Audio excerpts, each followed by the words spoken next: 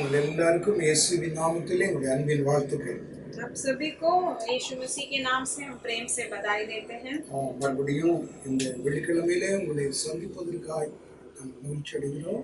दोबारा एक और बार इस शुक्रवार के दिन आपसे मिलने के लिए परमेश्वर से मैं खुशी होता हूँ। செய்தியும் உங்களுக்கு ஆசீர்வாதமாய் இருக்கும் என்று நான் விசுவாசிக்கிறேன்।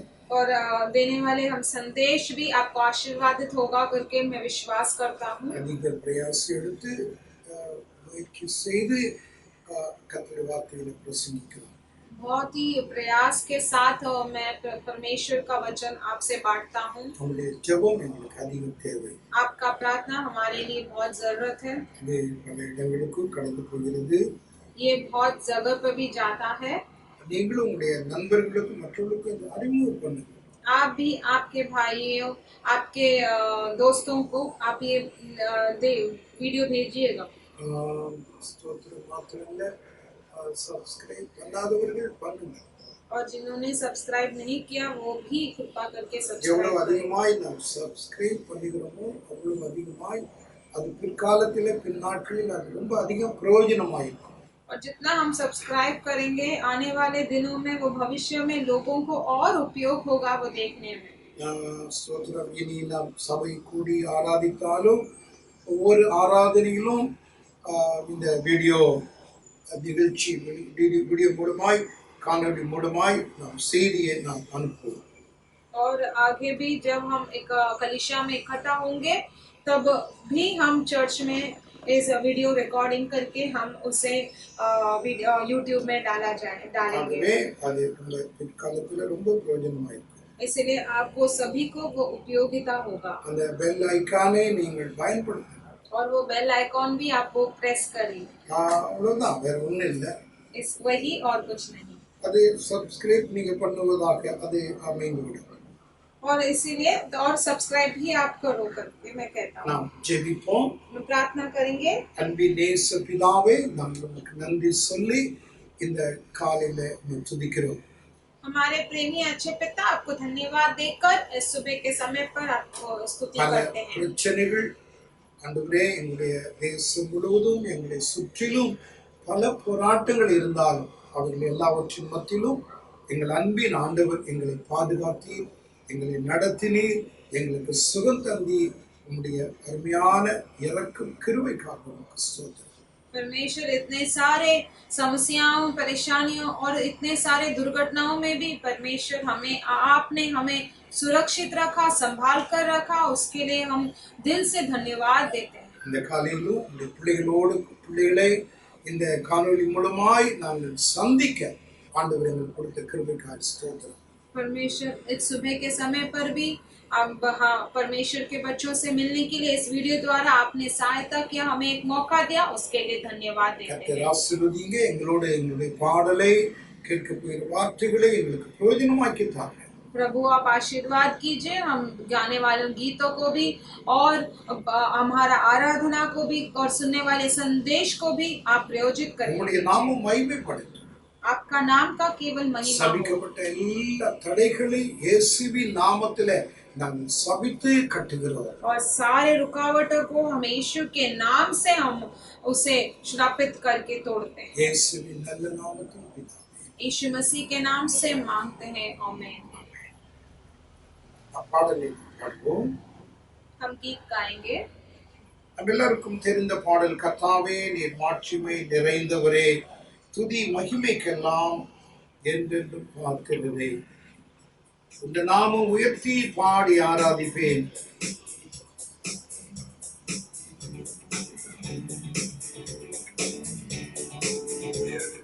கர்த்தாவே மாட்சிமை நிறைந்தவரே, பாடுவோம், மகிமைக்கெல்லாம் என்றென்றும் பார்க்கிறதே, உந்த நாமம் உயர்த்தி பாடி ஆராதிப்பேன், உந்த நாமம் உயர்த்தி பாடி உம்மை ஆராதிப்பேன்। ஆராதனை ஆராதனை ஆராதனை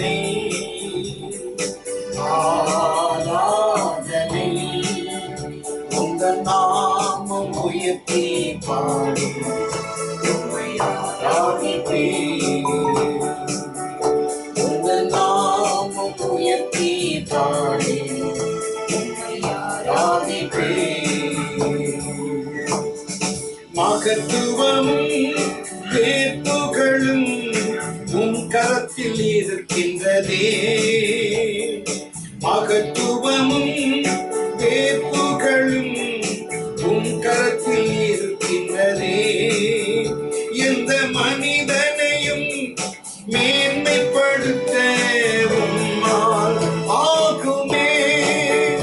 எந்த மனிதனையும் மேன்மைப்படுத்த உம்மால் ஆகுமே. ஆராதனை ஆராதனை தோழி ஆராதனை ஆராதனை உங்கள் நாமம் உயர்த்தி பாடி உம்மை ஆராதிப்பேன். உங்கள் நாமம் உயர்த்தி பாடி உம்மை ஆராதிப்பேன். ஐஸ்வர்யமும் ஆனந்தமும் உன் கரத்தில் இருக்கின்றதே. ஐஸ்வர்யமும் ஆனந்தமும் உன் கரத்தில் இருக்கின்றதே. எந்த மனிதனையும் உயர்த்திடவே உம்மால் ஆகுமே. எந்த மனிதனையும் உயர்த்திடவே உம்மால் ஆகுமே. ஆராதனை ஆராதனை ஆராதனை ஆராதனை உங்கள் நாமம் உயர்த்தி பாடி உம்மை ஆராதிப்பேன். உங்கள் நாமம் உயர்த்தி பாடி உம்மை ஆராதிப்பேன். சத்தியமும் ஜீவனுமே உன் கரத்தில் இருக்கின்றதே. சத்தியமும் ஜீவனுமே உன் கரத்தில் இருக்கின்றதே. எந்த மனிதனையும் விடுவித்திட உம்மால் ஆகுமே. எந்த மனிதனையும் விடுவித்திட உம்மால் ஆகுமே. ஆராதனை ஆராதனை ஆராதனை ஆராதனை உங்கள் நாமம் உயர்த்தி பாடி உம்மை ஆராதிப்பேன். உங்கள் நாமம் உயர்த்தி பாடி உம்மை ஆராதிப்பேன். கர்த்தாவே நீர் மாட்சிமை நிறைந்தவரே, துதி மகிமைக்கெல்லாம் என்றென்றும் பாத்திரரே.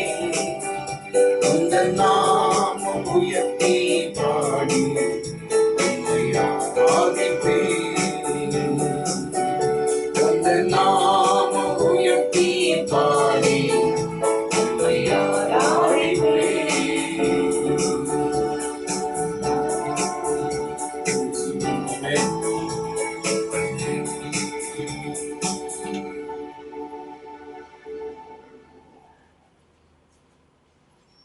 தெய்வத்தின் சன்னிதானம் நம்ம எல்லாருக்கும் தெரிந்தது. அருமையான பாடல். உள்ளத்தின் ஆனந்தமே காருண்யமாம் அவர் சப்தம் என் காதுகளுக்கு இருந்தது.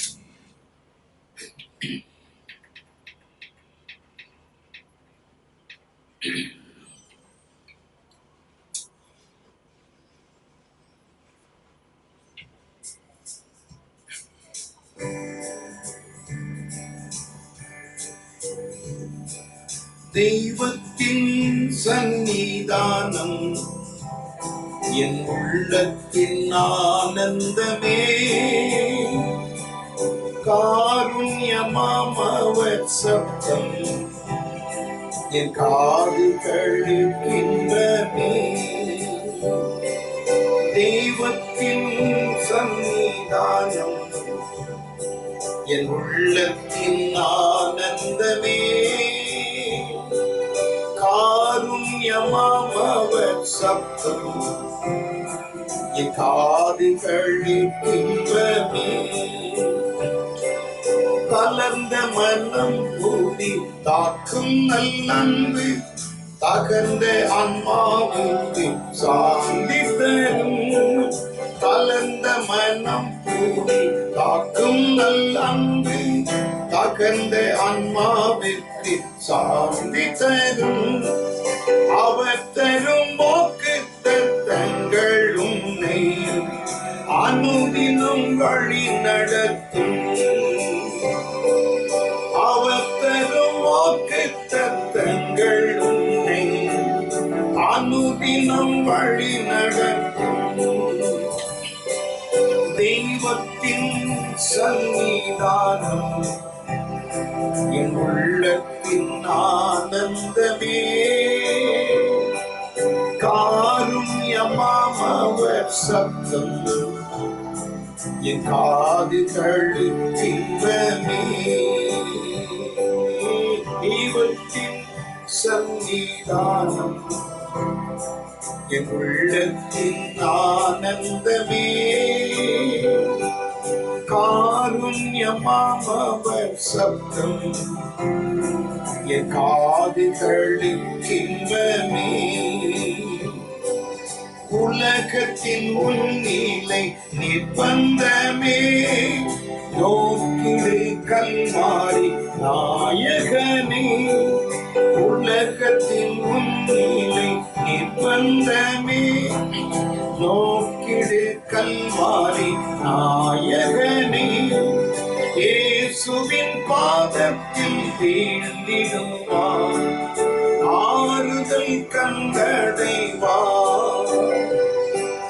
இயேசுவின் பாதத்தில் வீழ்ந்திடுவார் ஆறுதல் கண்டடைவார். தெய்வத்தின் சன்னிதானம் என் உள்ளத்தின் ஆனந்தமே. காருண்யமாம் அவர் சப்தம் என் காதுகளுக்கு இன்பமே. தெய்வத்தின் சன்னிதானம் என் உள்ளத்தின் ஆனந்தமே. காருண்யமாம் அவர் சப்தம் என் காதுகளுக்கு இன்பமே.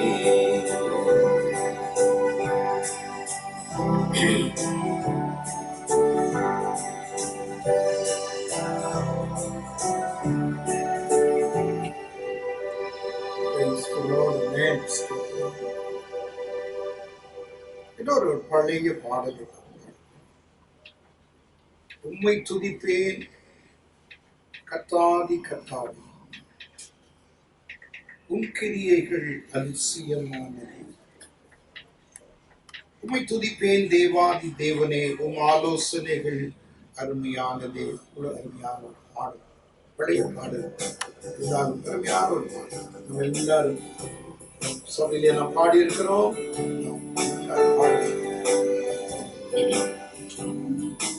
உம்மை துதிப்பேன் கர்த்தாதி கர்த்தரே, உம் கிரியைகள் அதிசயமானதே.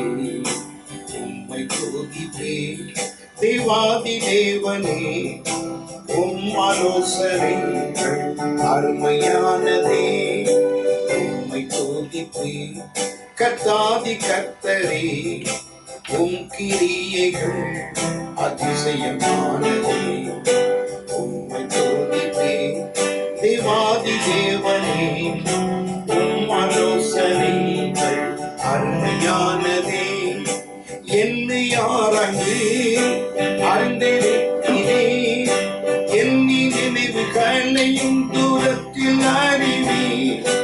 எந்த நாவிலே சொல் பிறக்கு முன்னமே, எந்த தேவனே அவை யாவை அறிவீர். உம்மை துதிப்பேன் கர்த்தாதி கர்த்தரே, உம் கிரியைகள் அதிசயமானதே. உம்மை துதிப்பேன் தேவாதி தேவனே, உம் ஆலோசனை அருமையானதே. உம்மை துதிப்பேன் கர்த்தாதி கர்த்தரே, உம் கிரியைகள் அதிசயமானதே. உம்மை துதிப்பேன் தேவாதி தேவனே, உம் ஆலோசனைகள் அருமையானதே. உமக்கு மறைவாய் இருளும் மூடாதே, இரவு பகலை போல் வெளிச்சமாகுதே. உமது கரத்தை என்மேல் வைக்கிறேன், இந்த அறிவு ஆச்சரியமானதே. உம்மை துதிப்பேன் கர்த்தாதி கர்த்தரே, உம் கிரியைகள் அதிசயமானதே. உம்மை துதிப்பேன் தேவாதி தேவனே, உம் ஆலோசனைகள் அருமையானதே.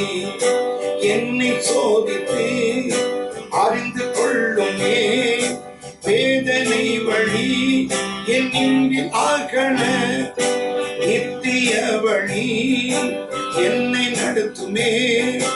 உண்மையே எந்தன் உள்ளம் பாடிட, உம்மை துதிப்பேன் கர்த்தாதி கர்த்தரே, உம் கிரியைகள் அதிசயமானதே.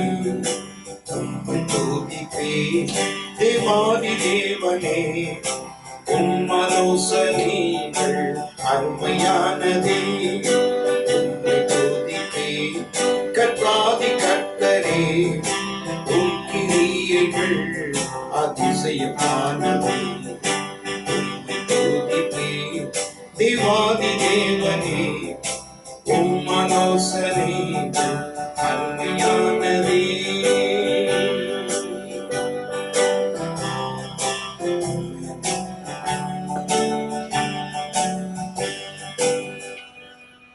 நாம் ஜெபிப்போம்.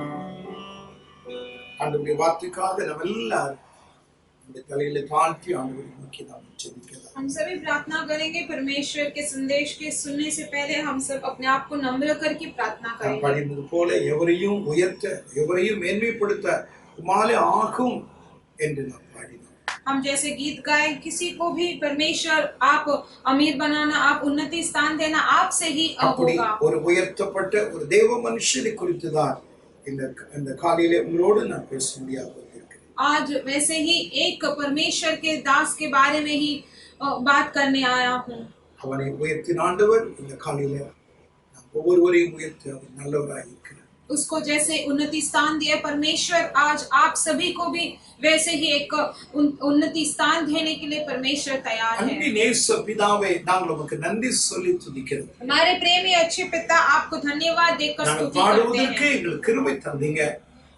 आपने हमें गीत गाने के लिए आपने अनुग्रह दिया। ஆண்டவரே, எங்களோடு சேர்ந்து பாடின ஒவ்வொரு பிள்ளைகளுக்காக நாங்கள் உம்மை துதிக்கிறோம். हमारे साथ मिलकर गीत गाने वाले हर एक बच्चों के लिए हम நீ स्तुति करते துதிகளின் हैं। மத்தியில் வாசம் பண்ணுகிற தேவனப்பா, आप स्तुतियों के बीच में निवास करने वाले உமக்கு நாங்கள் परमेश्वर நன்றி हैं। சொல்லி துதிக்கிறோம். हम आपको धन्यवाद देकर स्तुति ஆண்டவரே, करते காலையில் हैं। எங்களோடு நீங்க பேசுங்க. इस सुबह के समय पर हमारे உம்முடைய साथ आप बात வார்த்தைகளை कीजिएगा। நாங்கள் அறிந்து கொள்ள அதனுடைய ஆண்டவரே வெளிச்சத்தை நீர் எங்களுக்கு தாங்க.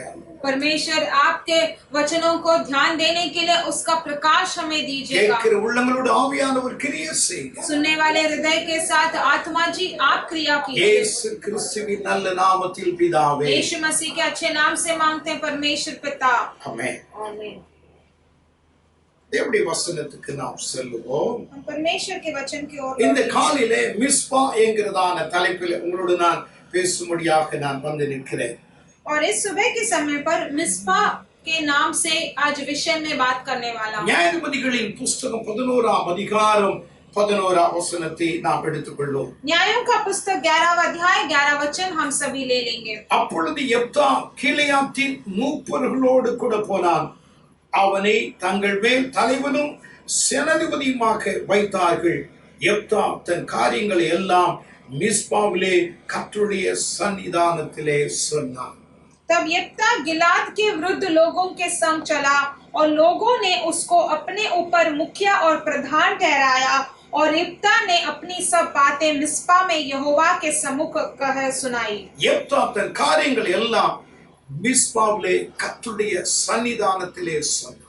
इप्ता अपने सारे कार्यों को मिस्पा यहोवा के सम्मुख में जाकर कहा। நாங்கள் அதைத்தான் பாடினோம். தெய்வத்தின் சன்னிதானம் என்கிற ஒரு பாடலை நாம் பாடினோம். आज हमने वही गीत गाया, परमेश्वर का यहोवा का सम्मुख के बारे में हमने गीत गाया। எப்தா தன் காரியங்கள் எல்லாம் மிஸ்பாவிலே கர்த்தருடைய சன்னிதானத்திலே சொன்னார்.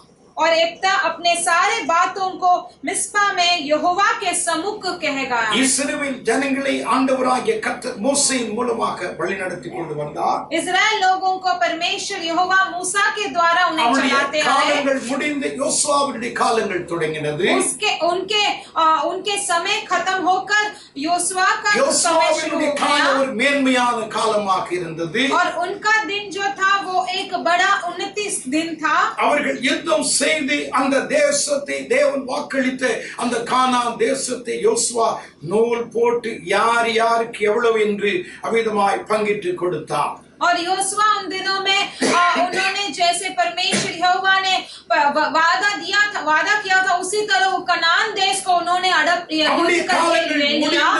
அவனுக்கு பிற்பாடு இஸ்ரவேலின் மூப்பர்கள் அவிதமாய் ஸ்தோத்திரம் கோத்திர பிதாக்கள் எழும்பி இஸ்ரவேல் மக்களை வழிநடத்தி கொண்டு வந்தார்கள். और उनके समय के बाद इस्राएल लोगों को उनके बड़े बुजुर्ग लोग और याजक लोग वहां के लोग सभी मुख्य लोग चला रहे थे। அவர்களுக்கு பின்பாக நியாயாதிபதிகளை ஆண்டவராகிய கர்த்தர் எழுப்பினார். उनके बाद न्यायों को परमेश्वर ने उठाया। அவர்கள் 20 வருஷம் 30 வருஷம் 23 வருஷம் என்று அவர்கள் இஸ்ரவேல் ஜனங்களை ஆளுகை செய்தார்கள். और उन्होंने ऐसे ही 20-23 साल तक उन्हें राज्य करते आए। ஆனால் அவர்கள் அவ்வளவு ஒரு சரித்திரத்துக்குரிய ஒரு சம்பவம் அவர்கள் மூலமாய் நடந்தது என்று நாம் சொல்ல முடியாது. लेकिन उनके द्वारा एक ऐतिहासिक संभव हुआ है करके हम नहीं बता सकते। விரல் விட்டு எண்ணக்கூடியவர்கள் தான் கர்த்தர் அவர்களை எடுத்து வல்லமையாக இஸ்ரவேலின் மக்களை நியாயாதிபதியின் காலத்தில் பயன்படுத்தி கொண்டு வந்தார். और हम उंगलियों से गिन सकते हैं इतने ही लोगों को परमेश्वर ने उन दिनों में न्यायों के बीच में चलाते आ रहे थे। देबराले கர்த்தர் அபிதமாய் 40 வருஷமாய் பயன்படுத்தினார். देबराल को परमेश्वर यहोवा ने 40 साल तक उपयोग किया। கிதியோனை ஆண்டவராய் கர்த்தர் வல்லமையாய் பயன்படுத்தினார். गिदयोन को परमेश्वर सामर्थ से चलाते आए। காலங்கள் முடிந்த பிற்பாடு தான் இந்த யெப்தாவுடைய காலங்கள் தொடங்க ஆரம்பித்தது. उन सभीयों के दिनों के बाद आयुष्य के बाद एप्ता का ये समय आता है। அவருடைய அந்த யெப்தாவுடைய வாழ்க்கையில நடந்த சம்பவத்தை தான் இந்த நியாயாதிபதிகள் 11ஆம் அதிகாரத்தில் நாம் பார்க்கிறோம். एप्ता का जो जीवन में होने वाला संभव के बारे में ही ये न्यायों का पुस्तक 11 में हम देखते हैं। யெப்தா என்று சொன்னால் தேவன் வாசலை திறக்கிறவர் என்று அர்த்தம். एप्ता का मतलब है परमेश्वर यहोवा अपना एक निवास द्वार खोल रहे हैं। தேவன் வாசலை திறக்கிறவர் என்று அவிதமாய் அவருடைய பெற்றோர்கள் அவனுக்கு அந்த பெயர் வைத்தார்கள். தாய் வைத்தார்களோ தகப்பன் வைத்தார்களோ நமக்கு தெரியாது. यहोवा द्वार खोल रहे हैं करके उनके माता पिता ने उनका नाम यिप्ता रखा गया। उनका எந்த இடத்திலே யெப்தா வெட்கப்பட்டானோ அவமதிக்கப்பட்டானோ புறக்கணிக்கப்பட்டானோ அந்த இடத்திலே தாமே ஆண்டவராகிய கர்த்தர் அவனுக்காய் ஒரு புதிய வாசலை ஒரு உயர்வான வாசலை தேவன் திறந்தார். जहां जिस स्थान पे वो उन्हें लज्जा किया गया, उन्हें अपमान किया गया, उसी स्थान पे परमेश्वर ने उसके लिए एक नया द्वार खोल दिया। அவனை உயர்த்தின ஆண்டவராகிய கர்த்தர் அவனுக்காய் ஒரு வாசலை திறந்தது போல இந்த காலையில அந்த வார்த்தைகளை கேட்கிற உங்களுடைய வாழ்க்கையிலேயும் கர்த்தர் ஒரு புதிய வாசலை திறக்க தேவன் சித்தமாய் இருக்கிறார் என்பதை தீர்க்க தரிசனம் போல நான் உங்களுக்கு சொல்கிறேன். और जैसे उस व्यक्ति के जीवन में परमेश्वर यहोवा ने एक नया द्वार खोला, उसी तरह आज आप जो सुन रहे हैं आपके जीवन में भी परमेश्वर एक नया द्वार खोलेंगे करके मैं भविष्यद्वक्ता के द्वारा कहता हूं। ஏனென்றால் வேதம் சொல்கிறது வெளிப்படுத்தின விசேஷம் 3ஆம் அதிகாரம் 7ஆம் வசனத்திலே பிலதெல்பியா சபைக்கு ஆண்டவராகிய கர்த்தர் ஒரு வாக்குத்தத்தங்களை கொடுத்தார். ஒருவரும் பூட்டக்கூடாதபடிக்கு நாம் திறக்கிறவர். और फिलदेल्फिया कलीसिया के लिए हम प्रकाशित वाक्य 7:3 में हम देख सकते हैं कि उन्होंने कहा कि जहाँ पर कोई भी उस दरवाजे को बंद ना कर सकता है। ஓ ஆண்டவர் வாசலை திறப்பார் என்றால் எந்த மனுஷனும் அந்த வாசலை மூட முடியாது. परमेश्वर यहोवा अगर एक द्वार बंद कर दिया है, अगर खोल दिया है, तो कोई मनुष्य आकर उसे बंद नहीं कर திறக்கிற सकता। வாசல் அனுகூலமான வாசலாகத்தான் இருக்கும்.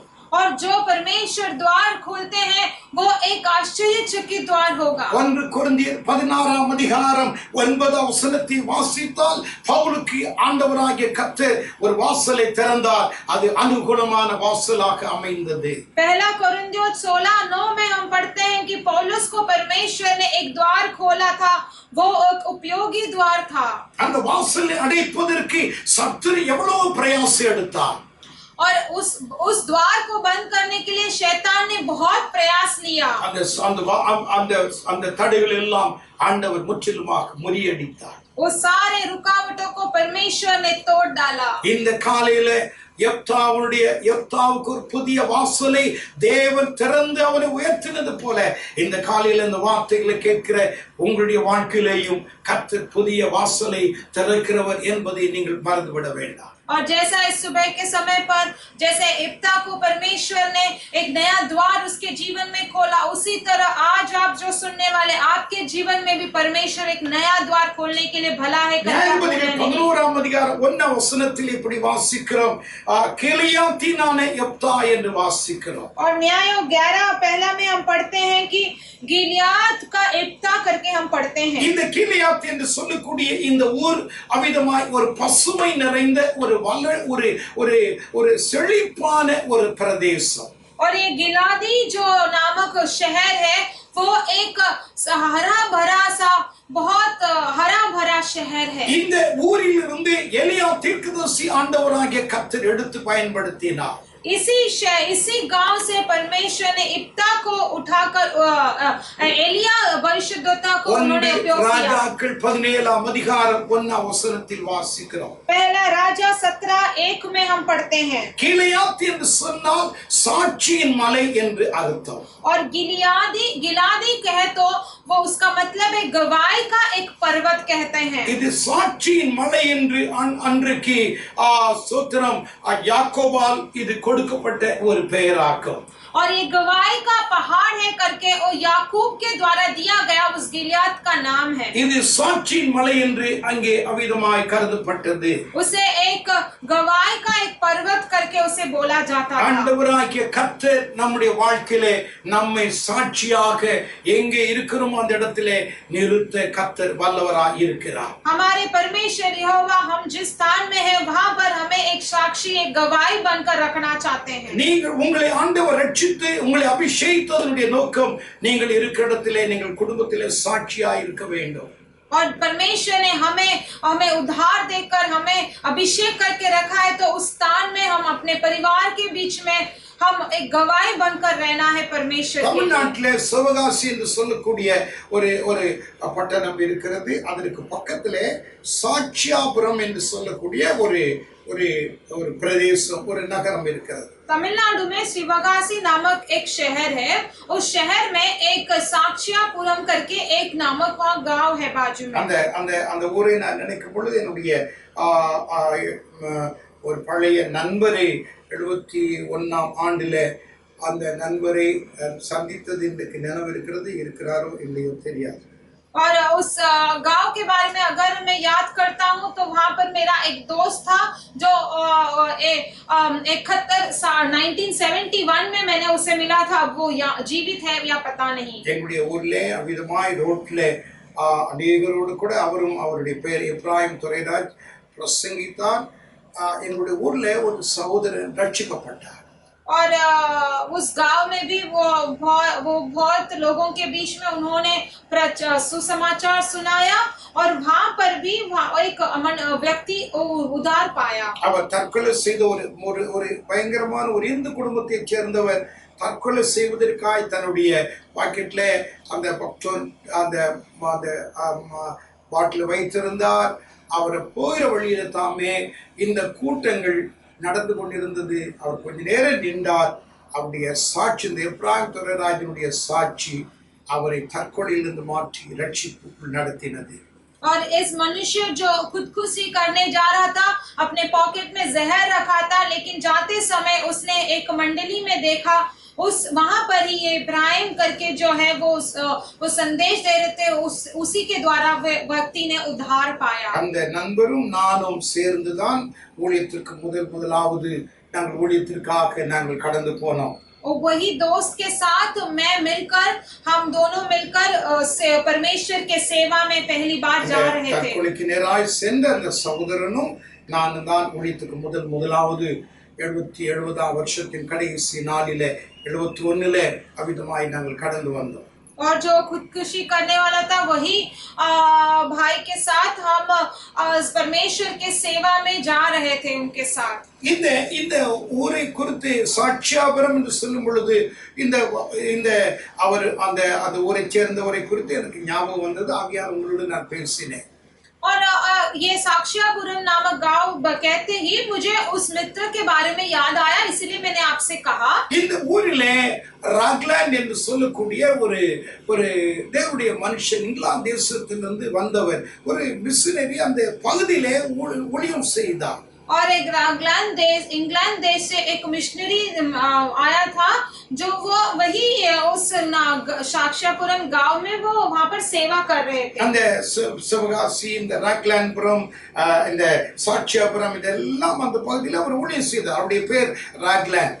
और उनका नाम रैगलैंड था. वही शिवगासी और वो वहाँ के सारे गांव के बीच में वो परमेश्वर का सेवा कर रहे थे. அவருடைய ஊர் அவ்வளவு குளுமையான ஒரு செழிப்பான ஊர். அந்த ஊரிலே ஒரு வசதியான குடும்பத்தை சேர்ந்தவர் தான் இந்த ராக்லாண்ட். और ये रैगलैंड व्यक्ति जो है वो बहुत अमीर थे. उनका गांव में हमेशा ठंड बना रहता था और बहुत ही अच्छा हरा भरा देश था उनका. எப்படி இந்த சிவகாசி பகுதியில் ஊழியம் செய்வதற்கு வந்தாரோ தெரியாது. और कैसे इस शिवगासी शहर में सेवा करने के लिए आए पता नहीं. அவருடைய ஊருக்கும் இதற்கும் எந்த சம்பந்தமே கிடையாது. ஏனென்றால் அது அவ்வளவு குளிர்ச்சியான இடம், இது அவ்வளவு சூடான இடம். और वो देश का और इस शहर का कोई भी संबंध नहीं है, क्योंकि वो बहुत ठंडा प्रदेश था और ये बहुत गर्मी ही था प्रदेश था. இந்த பகுதியிலே அவர் ஊழியம் செய்தார். அவர் அந்த தமிழை கற்றுக்கொண்டார். அந்த பகுதியிலே இயேசுவை குறித்து அவர் பிரசங்கித்தார். எங்கேயாயிலும் இடம் கிடைத்தால் அந்த ரோட்டிலே, சத்திரத்திலே, எல்லாவற்றால் யாருடைய வீட்டில் திண்ணையாயிலும் படுத்துக்கொண்டு காலையில் எழுந்து அவர் ஊழியத்து கடந்து போவார். और उस शहर में वो प्रचार करते थे और कहाँ भी उन्हें निवास मिल जाता तो वहाँ पर ठहर जाते थे और अगले दिन दोबारा वो प्रचार करने निकल जाते थे. யாராயிலும் அவருக்கு கூழ் கொடுப்பார்கள் என்றால் அந்த கூழை வாங்கி குடிப்பதற்கு கூட அவருக்கு பாத்திரங்கள் கிடையாது. தன் தலையில இருக்கிற அந்த தொப்பியை கலற்றி தான் அந்த கூழை வாங்கி அவர் குடிப்பார். और अगर किसी ने उन्हें पीने के लिए कुछ दिया तो भी उनके पास वो पीने के लिए भी कटोरा नहीं था. वो अपने सिर में जो पगड़ी रहता है उसे पकड़कर ही वो कटोरा उसमें पिया करता था. உஷ்ணம் இவைகள் எல்லாவற்றையும் அவிதமாய் அவரை மேற்கொண்டது, அதை தாங்கிக் கொண்டு ஊழியம் செய்தார். ஒரு நாள் அவர் நடு ரோட்டிலே விழுந்து செத்து கிடந்தார். और जो भूख और प्यास और धूप सभी को वो सहन करके वो परमेश्वर का सेवा कर रहे थे, लेकिन एक दिन उनका मृत्यु हो गया था. वो रोड पे पड़े दिखे थे. அவரை கொண்டு போய் அடக்கம் செய்தார்கள். और उन्हें जाकर दफनाया गया. அந்த ஊர்ல இன்னைக்கு ஒரு மிகப்பெரிய சர்ச் இருக்கிறது. அந்த சபையினுடைய பேர் ராக்லாண்ட் மெமோரியல் சர்ச் என்று சொல்லி.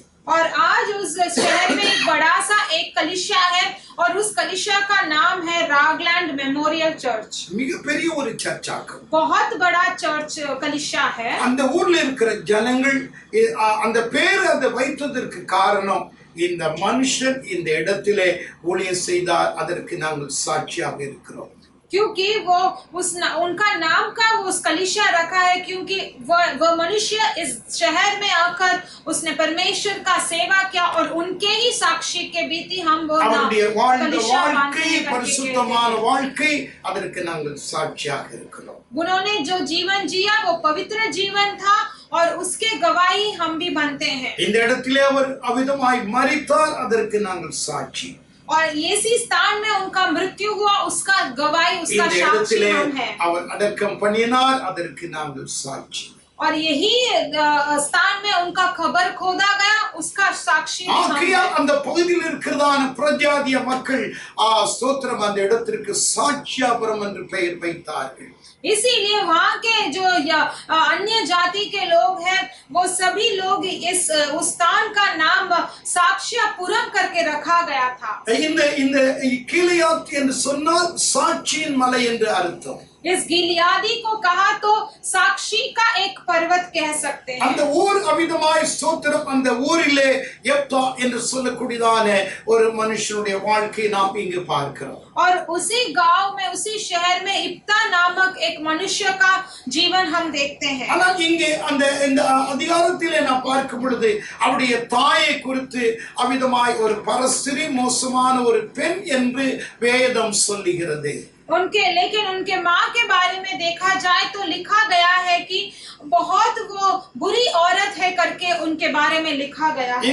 இந்த ஊர் சாட்சியான ஒரு ஊர், சாட்சியின் மலையாய் இருந்தாலும் அங்கே வாழ்ந்ததான அவர்கள் சாட்சியற்றவர்களாய் ஜீவித்தார்கள். भले वो जो शहर है वो एक पर्वत, वो गवाही का एक शहर है, लेकिन वहाँ के लोग जो रहते थे वो बिना साक्षी के थे। பாரம்பரியமான ஒரு கதை இருக்கிறது.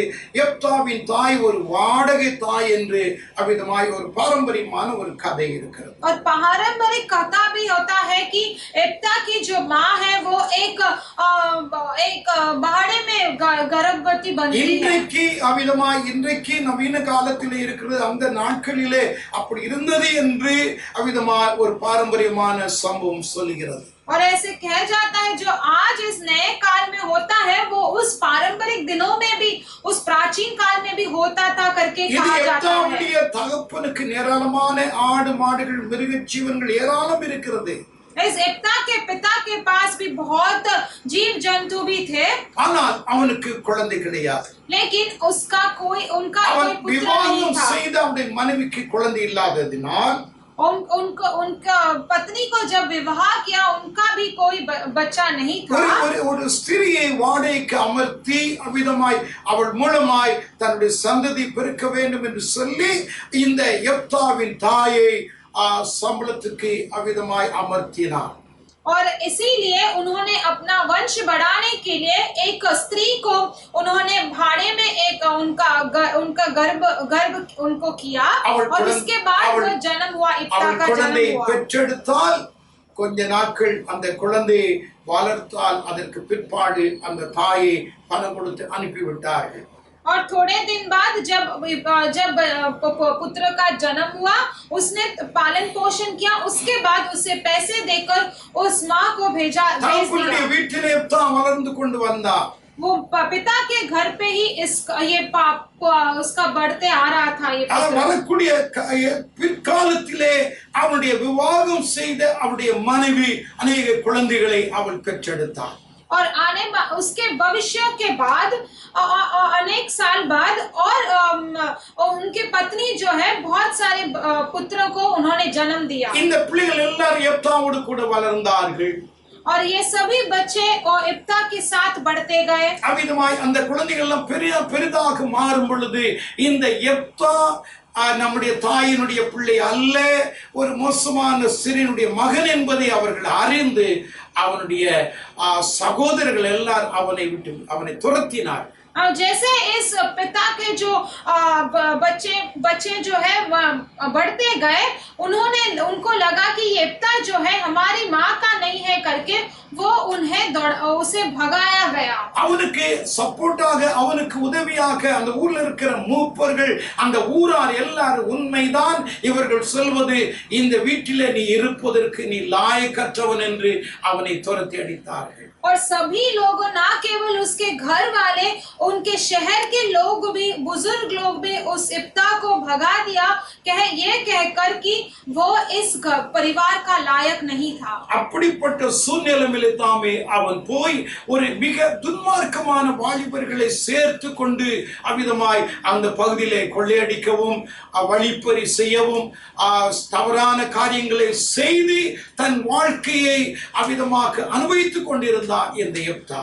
और ऐसे ही परिस्थिति में वो जाकर बुरे लोगों के संगति में पड़ गया और उनके साथ मिलकर वो चोरी करता था और गुंडागर्दी करके वो अपना पेट भरता था। இப்படிப்பட்ட சூழ்நிலையிலே தாமே அவன் தோப்பேத் என்று சொல்லக்கூடிய ஒரு பகுதியிலே ஒரு கிராமத்திலே அவன் வாழ்ந்தான்.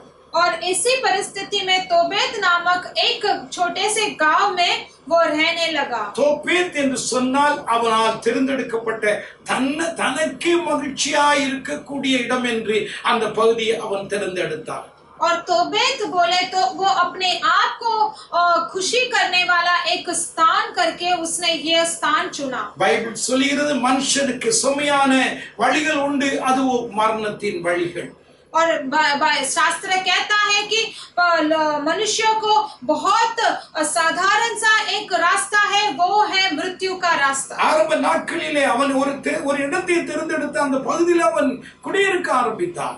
और आरंभ के दिनों में वो एक स्थान को चुना और उसी स्थान में वो निवास करने लगा। ஆண்டவராகிய கர்த்தர் இவனுடைய வாழ்க்கையிலே இவனை கொண்டு பெரிய காரியங்களை செய்ய வேண்டும் என்று கர்த்தர் விரும்பி இருந்தார். लेकिन परमेश्वर यहोवा उसके द्वारा बड़ा कार्य करने के लिए परमेश्वर का इच्छा था। ஆகையால் தான் தேவன் அவனுக்கு ஒரு வாசலை திறக்கிறவர் என்கிற அந்த பெயருக்கு தகுந்த விதமாய் அந்த ஆண்டவராகிய கர்த்தர் அவனுக்கு ஒரு புதிய வாசலை திறக்கும்படியாய் கிரியை செய்தார். इसीलिए परमेश्वर यहोवा ने उसी के नाम के अनुसार एक नया द्वार इसके जीवन में खोलने लगा। அந்த நாட்களில் அம்மோரியர்கள் அவ்விதமாய் அந்த தேசத்தின் மேல் இஸ்ரவேல் மக்கள் மேல் யுத்தம் செய்வதற்காய் புறப்பட்டு வந்தார்கள். उन दिनों में अमोरी लोग जो है वो इस्राएल लोगों के ऊपर युद्ध करने के लिए अपने सेना लेकर आ गए थे। ஆண்டவராகிய கர்த்தர் எவ்வளவு நல்லவர் என்பதை நாம் நினைக்க வேண்டும். हमारे परमेश्वर कितना भला है करके हमें याद करना है। தேவன் ஒரு மனுஷனை உயர்த்துவதற்கு தேவன் எவ்வளவு பெரிய காரியங்கள் எல்லாவற்றையும் அனுமதிக்கிறார் என்பதை பொறுப்பை அதை நாம் நினைத்து கர்த்தரை துதிக்க வேண்டும். अगर परमेश्वर एक मनुष्य को बड़ा उन्नति स्थान देने के लिए उसे कैसे मार्ग से गुजरना पड़ता है करके हमें ध्यान देकर उनका स्तुति करना है। வேண்டும் என்பதற்காக ஆண்டவராகிய கர்த்தர் இஸ்ரவேலிலே அம்மோனியரை ஆண்டவராகிய கர்த்தர் அனுப்பினார் என்று நான் நினைக்கிறேன். इब्ता को उसे एक उन्नति स्थान, मुख्य स्थान देने के लिए परमेश्वर ने इस्राएल लोगों के बीच अमोरियों को भेजा करके हमें ध्यान देना है। அவனுடைய பெயருக்கு தகுந்த விதமாய் அவனுக்கு ஒரு வாசலை திறந்து அவனை உயர்த்த வேண்டும். क्योंकि इब्ता उनके नाम के हिसाब से उसके लिए एक नया द्वार खोलकर उसे एक उन्नति स्थान देना है। அவமதிக்கப்பட்டான் அந்த இடத்தில் அவன் உயர்த்த வேண்டும். जहां पर उसे अपमान किया गया वहां पर उसे एक मुख्य स्थान देना है। அதற்காக தேவனாகிய கர்த்தர் ஒரு அம்மோனியரை ஆண்டவராய் கர்த்தர் யுத்தம் செய்வதற்கு இங்கே அனுமதி கொடுத்தார். इसीलिए परमेश्वर यहोवा ने वहां पर एक अमोरी को भेजकर वहां उन लोगों के बीच युद्ध करने के लिए भेजा। உயர்த்துவதற்காய் பார்வோனுக்கு அவ்விதமாய் கருகலான ஒரு சொப்பனத்தை கர்த்தர் கொடுத்தார். और यूसुफ को उसी तरह उन्नति स्थान देने के लिए फेरो को उन्होंने एक भयानक स्वप्न दिया। அந்த சொப்பனத்தினுடைய அர்த்தத்தை அங்க இருக்கிற யாராலும் சொல்ல முடியாது இருந்தது. और उस दर्शन का उनका अर्थ के बारे में कोई भी नहीं कहा। யாராலும் முடியாது என்பது ஆண்டவருக்கு தெரியும். और किसी से नामुमकिन है करके परमेश्वर जानते थे। இந்த சொப்பனத்தை அவ்விதமாய் அவிழ்த்து அதை அர்த்தத்தை சொல்வதற்கு யோசேப்புக்கு மாத்திரம் முடியும். அதன் மூலமாய் யோசேப்பை எகிப்திலே உயர்த்த வேண்டும் என்று கர்த்தர் தீர்மானித்தார். और उस स्वप्न को उसे बराबर से सही तरीके से उसे कहलाने के लिए सिर्फ यूसुफ से ही हो सकता है करके परमेश्वर जानते थे।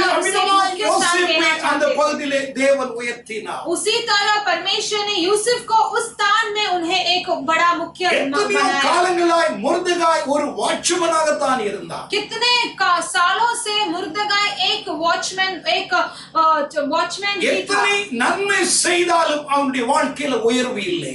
कितना भी भलाई किया तो भी उसके जीवन में एक बढ़ोतरी नहीं आई। ராஜாவை காப்பாற்றினான். राजा को उसने बचाया। எத்தனையோ காவல்காரர்கள் பொய்யாய் வேலை செய்து கொண்டிருந்த காலத்திலே உண்மையாய் அவன் ஒரு வாட்ச்மேனாக அவன் தேசத்திலே அவன் காணப்பட்டான். और कितने लोग भी उसके कितने लोग वहां पर थे, लेकिन फिर भी ये एक सच्चा वॉचमैन ही था। இந்த முர்தகாயை உயர்த்த வேண்டும். इस मुर्दगाय को उन्नति स्थान देना है। ஆண்டவர் என்ன செய்தார்? ஒரு நாள் ராஜாவுக்கு நித்திரை இல்லாமல் தேவன் மாற்றினார். परमेश्वर ने क्या किया? एक दिन राजा को नींद नहीं दिया।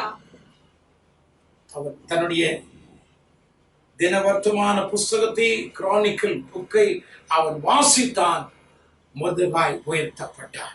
और अपना उसने एक ऐतिहासिक पुस्तक को पढ़ा और उस समय पर मुर्दगाय को भी एक उन्नति स्थान मिला। இதெல்லாம் ஆண்டவருடைய ஒரு ப்ரீ பிளான் என்பதை நாம் மறந்துவிடக் கூடாது. ये सभी परमेश्वर का एक पहले से बनाया गया एक योजना है करके நீங்கள் हमें भूलना நினைக்கலாம் नहीं है। ஏன் இந்த கஷ்டம் என்னுடைய வாழ்க்கையில என்று. आप सोच सकते हैं कि क्यों इतना कष्ट मुझे सहना है। கர்த்தர் உங்களை உயர்த்த அவர் தீர்மானித்திருக்கிறார் என்பதை நீங்கள் மறந்துவிடக் கூடாது. आप भूलना नहीं कि परमेश्वर आपको एक उन्नति स्थान देने के लिए तैयार நீங்கள் हो रहे கஷ்டப்படுவது हैं। தேவனுடைய சித்தம் அல்ல. आप कष्ट उठाना परमेश्वर का मकसद नहीं है। அதன் மத்தியிலே நீங்கள் உயர்த்தப்பட வேண்டும். उसी के बीच में आपको एक उन्नति स्थान देना है। இந்த யெப்தாவை அவருடைய குடும்பத்தார், அவருடைய ஊரார், அவருடைய ஊர்ல இருக்கிற ஜனங்கள் எல்லாரும் அவனை துரத்தி அடித்தார்கள். और इस यिप्तह को उनके सारे परिवार के लोग, सारे सदस्य, सारे शहर वाले उसे भगा दिए அந்த गए। நேரத்தில் தான் இந்த அம்மோனியர்கள் படையெடுத்து வந்து விட்டார். उसी समय पर ये अमोनिय लोग जो है वो युद्ध करने आ गए थे। அவர்களை ஜெயிக்கவோ யுத்தம் செய்வதற்கோ யாருக்கு தைரியம் இல்லை. அப்படிப்பட்ட ஒரு நிலைமை அந்த தேவனாய் கர்த்தர் ஏற்படுத்தி கொடுத்து விட்டார். और उन्हें जीतने का धैर्य और धीरज किसी और में नहीं था। वैसे एक परिस्थिति परमेश्वर ने बना दिया। எப்படி ஒரு பெலிஸ்தியனை மேற்கொள்வதற்கு யாரால் முடியாதிருந்த நேரத்திலே ஒரு தாவீதை கர்த்தர் அவிதமாய் அனுப்பி அவனை ஜெயித்தாரோ, அதே போல இந்த அம்மோனியரை மேற்கொள்வதற்கு தேவன் ஒரு யெப்தாவை ஏற்படுத்தி வைத்திருந்தார். जैसे फिलिस्तियों को जीतने के लिए परमेश्वर ने दाऊद को भेजा गया, उसी तरह इस अमोनियों को जीतने के लिए परमेश्वर ने एक यिप्तह को बनाया। இப்பொழுது அந்த ஊர்ல இருக்கிற ஜனங்கள் எல்லாரும் அவனை தேடி அந்த தோப்பேத்துக்கு வந்தார்கள். अब वो सारे लोग वहां के शहर के सारे लोग उस यिप्तह को ढूंढकर तोपेत नामक शहर में आ गए थे। ஏன் நீங்க வந்தீங்க என்று கேக்குறான். वो यिप्तह पूछता है, क्यों आप यहाँ सब आए हैं? பிரச்சனை ரொம்ப பெருசாச்சப்பா. और वो लोग कहने लगे कि बहुत बड़ा समस्या हो गया है। அம்மோனியர்கள் நம்முடைய தேசத்திலே யுத்தம் செய்ய வந்திருக்கிறார்கள், உங்களுக்கு தெரியாதா? अमोनियो हमारे देश में युद्ध करने के लिए आए हैं, आपको तुम्हें जानते नहीं हो क्या? आप कैसे भी करके तुम्हें हमारी मदद करना है। எங்களுக்கு சேனாதிபதியா, எங்களுக்கு தலைவனாய் இருக்கணும். तुम हमारा सेनापति बनना है, हमारा मुख्य बनना है। 11 அதிகாரம் 8 வசனத்தில் இப்படி வாசிக்கிறோம். 11:8 में हम ऐसे पढ़ते हैं, யெப்தாவை கிலியாத்தின் மேல் தலைவனும் சேனாதிபதியுமாய் மாற்றினார். यिप्तह को गिलियाद के सब निवासियों को प्रधान ठहराया गया। எங்களுக்கு தலைவனா இருக்கணும். और सभी लोग ने उसे एक प्रधान करके चुना। இந்த ராணுவத்திற்கு மிலிட்டரிக்கு நீ கேப்டனா இருக்கணும். तू इस सेना का तू एक प्रधान बनना है। அவன் ஒரு ராஜவம்சத்தை சேர்ந்தவன் அல்ல. वो एक राजा का एक परिवार से नहीं है। அபிதமாய் ஸ்தோத்திரம், அவன் யுத்தம் செய்ததற்குமாய் பழக்கப்பட்டவனும் அல்ல. और इससे पहले भी उसने बड़ा युद्ध करके जीता हुआ व्यक्ति नहीं है। இவன் ஒரு மோசமான ஒரு ஸ்திரீயினுடைய குமாரன். लेकिन ये तो एक बुरी स्त्री का एक पुत्र है। குடும்பத்தாரால் ஒதுக்கி தள்ளப்பட்டவன். अपने परिवार से वो उसे ढकल दिया गया था। ஆண்டவராகிய கர்த்தர் அவனுடைய பெயருக்கு தக்கவிதமாய் அவனுக்கு ஒரு வாசலை திறந்து அவனை உயர்த்த வேண்டும் என்று கர்த்தர் தீர்மானித்து யார் புறக்கணித்தார்களோ அவர்கள் எல்லாரும் அவனிடத்திலே வர கர்த்தர் வைத்தார். लेकिन परमेश्वर ने उसे अपने नाम के द्वार जैसे उसे एक नया द्वार खोलने के लिए जिन्होंने उसे ढकला था वही लोग उसे बुलाने आ गए थे। தேவனுடைய சித்தத்தை தேவனுடைய காரியங்களை நம்மால் புரிந்து கொள்ளவே முடியாது. परमेश्वर के मकसद को हम नहीं जान पाएंगे। இங்கே நாம் கவனிக்கிறோம், हम यहाँ पर ध्यान देंगे, அவனை அவிதமாய் அந்த இடத்திலே கொண்டு போனா அந்த இடத்திலே சந்தித்து அவனை தலைவனும் சேனாதிபதியுமாய் மாற்றினார். और वहाँ पर उस निवासियों ने उनसे मिला और उसे प्रधान ठहराया गया। எங்கே தலைகுனிவு ஏற்பட்டதோ கர்த்தர் அங்கே தலை நிமிர பண்ணினார். जहाँ पर उसका अपमान हुआ वहाँ पर परमेश्वर ने उसे उसका सिर ऊंचा किया। இதெல்லாம் வச்சு அவன் நினைத்தான், ये सब उसने सोचा ஆண்டவருக்கு நன்றி சொல்லணும், परमेश्वर को धन्यवाद देना है, கர்த்தர் எவ்வளவு நல்லவர், परमेश्वर कितना भला है। இந்த குடும்பத்தால் ஒதுக்கி தள்ளப்பட்ட நான் இப்பொழுது என் தேவன் அல்லவா என்னை உயர்த்தி இருக்கிறார். मेरे परिवार से मुझे बिखर गया था, मुझे ढकल दिया गया था, लेकिन आज मैं परमेश्वर के द्वारा बढ़ाया गया। ஒரு மனுஷன், आज मैं इस कार्य के लिए योग्य नहीं हूँ என்று அவன் நினைத்தவனாய் நேராக மிஸ்பாவுக்கு போனான். ऐसे सोचकर वो सीधा मिस्पा के ओर जाता है। அதைத்தான் நீங்க 11ஆம் அதிகாரம் 11ஆம் வசனத்தில் வாசிக்கிறோம். वही हम 11 में पढ़ते हैं। மிஸ்பாவிலே கர்த்தருடைய சன்னிதானத்திலே தன் காரியங்கள் எல்லாவற்றையும் சொன்னான். और मिस्पा में यहोवा के सम्मुख में अपने सारे बातों को कहा। மிஸ்பா என்றால் கர்த்தருடைய சன்னிதானம் என்று அர்த்தம். मिस्पा का मतलब है परमेश्वर यहोवा का सम्मुख। காவல் கோபுரம் என்று அர்த்தம். और उनका एक வாட்ச் டவர், और उनका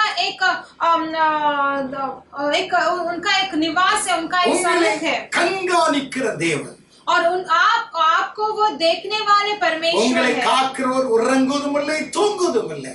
और आपको संभालने वाले कभी ना सोएंगे, அவர் कभी ना காவல் ऊँघेंगे। கோபுரமாய் வாட்ச் டவராய் இருந்து கர்த்தர் நம்மை கவனிக்கிறார். और वो आपको एक देखने वाले, हमेशा आपके साथ रहने वाले परमेश्वर है। மிஸ்பாவிலே அவன் கடந்து போய் தன் காரியங்களை சொன்னான். காரணம் அந்த மிஸ்பா அவனுக்கு தேவ சமூகமாய் காணப்பட்டது. और वो मिस्पा में जाके वहाँ पर वो परमेश्वर से अपने बातें कहने गया, क्योंकि वहाँ पर वो परमेश्वर का सम्मुख उधर दिखाई दिया उसे। அவன் அந்த இடத்திலே அவன் தோப்பியத்தில் இதுவரைக்கும் குடியிருந்தான்.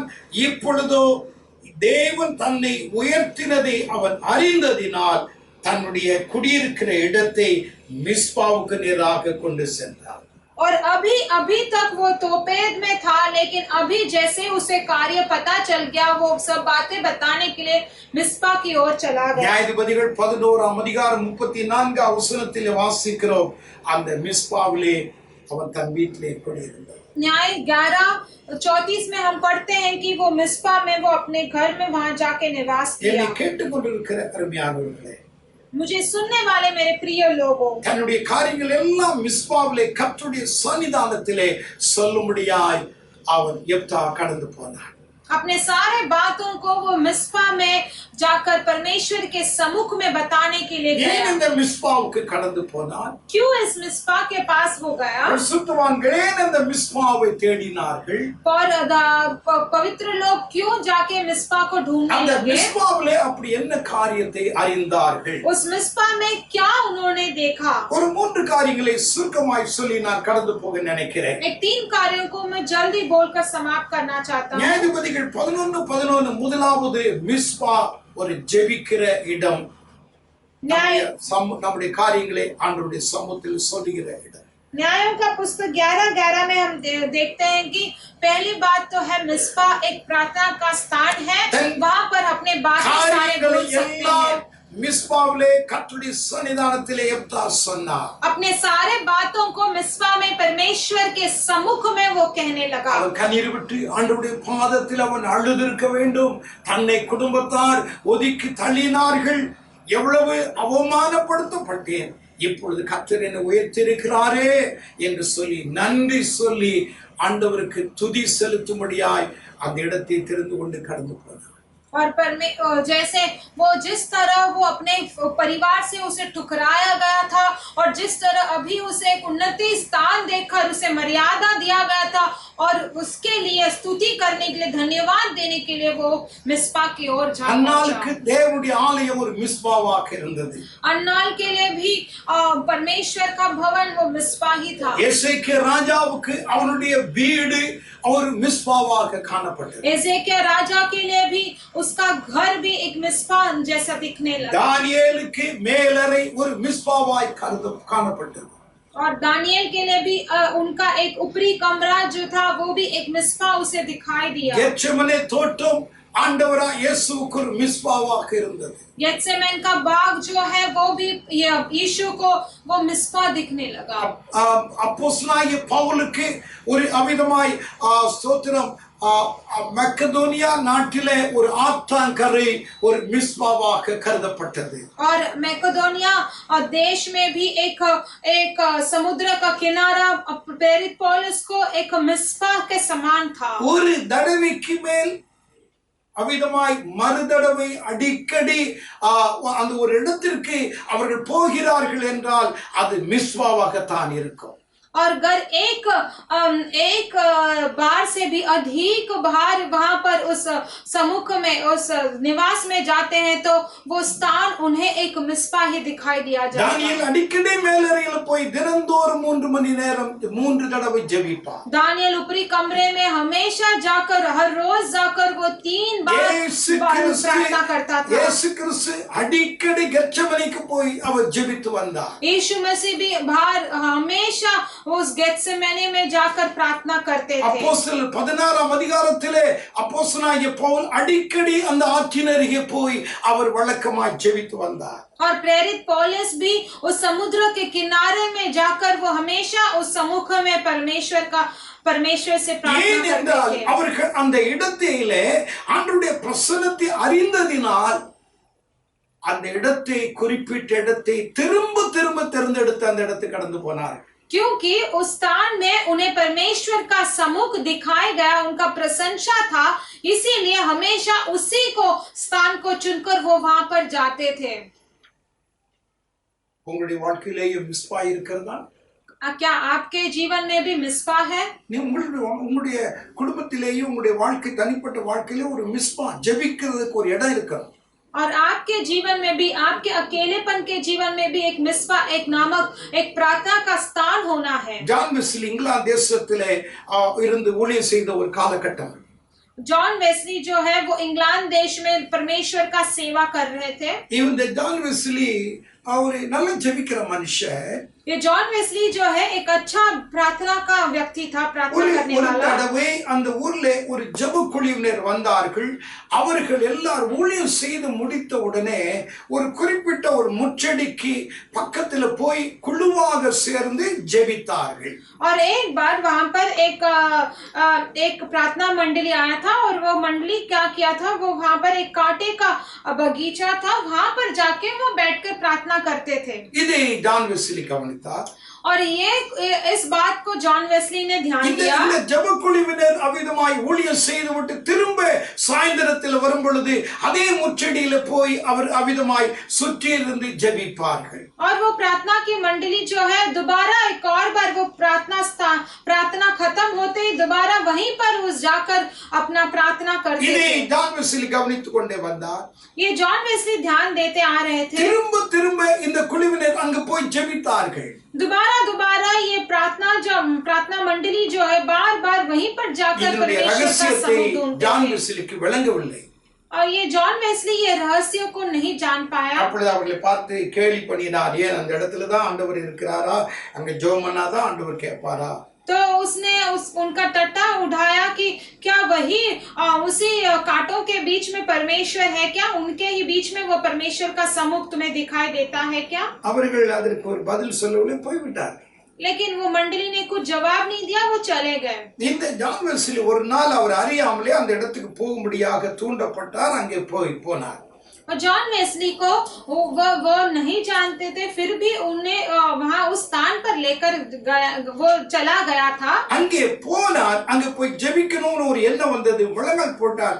தேவ பிரசன்ன வல்லமையா இறங்கினது. और वो उसे पता भी नहीं था, लेकिन उसका मन कह रहा था वहां पर जाना है, और वो प्रार्थना में डूब गया था। परमेश्वर का सामर्थ उस पे बहुत भर गया था। அப்பொழுதுதான் அவர் அறிந்து கொண்டார், तभी वो जान पाया இந்த கூட்டத்தார் அவிதமாய் ஜெபித்து ஜெபித்து அடிக்கடி ஜெபித்து ஜெபித்து அந்த இடத்தை தேவ பிரசன்ன போல நிரப்பி இருந்தார்கள்.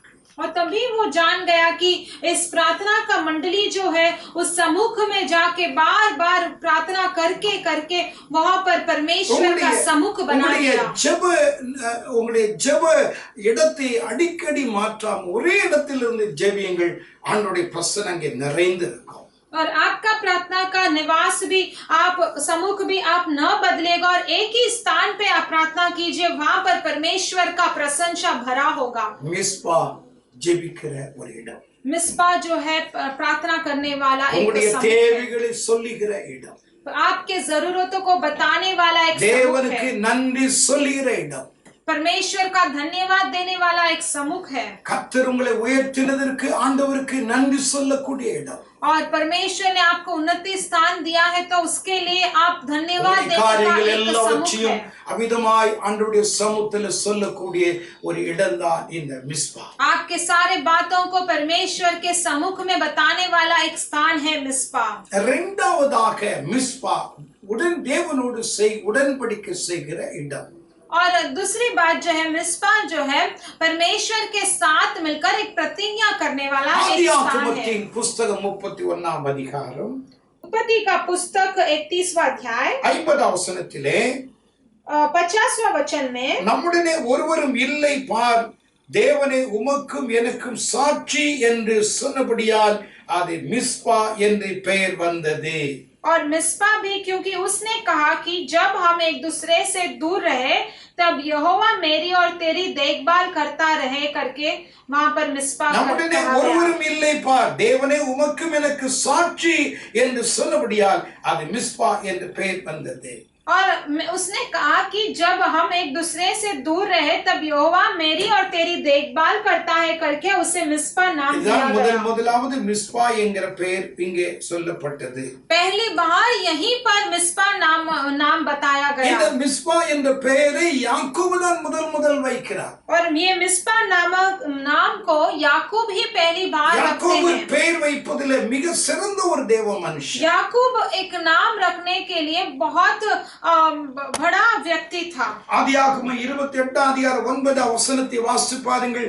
அது 19ஆம் வசனத்தை 28-19 இதுவரைக்கும் லூஸ் என்று இருந்ததானே அந்த இடத்திற்கு யாக்கோபு பெத்தேல் என்று பெயர் வைத்தார். उत्पत्ति का पुस्तक 28:11 में आप देखिएगा, अब तक वो लूस नामक लिखा गया था, अभी उसे बेतेल करके नाम दिया गया था। பெத்தேல் என்றால் தேவனுடைய வீடு என்று அர்த்தம். बेतेल बोले तो परमेश्वर का वो निवास है, இன்ன வரைக்கும் அந்த பட்டணத்திற்கு பெயர் பெத்தேல் என்கிற பெயர். आज तक वो शहर का नाम बेतेल रहे। ஆதியாகமம் 32ஆம் அதிகாரம் அவிதமாய் 2ஆம் வசனத்தை நீங்கள் வாசித்தால் வேதம் அருமையாய் சொல்கிறது, அங்கே மக்கனாயும் என்று யாக்கோபு பெயர் வைத்தார். उत्पत्ति का पुस्तक 32:2 में वहां पर कहते हैं कि याकूब ने वहां पर महनन करके नाम रखा। அப்படி என்றால் தேவனுடைய சேனை என்று அர்த்தம். उसका मतलब है परमेश्वर का सेना करके।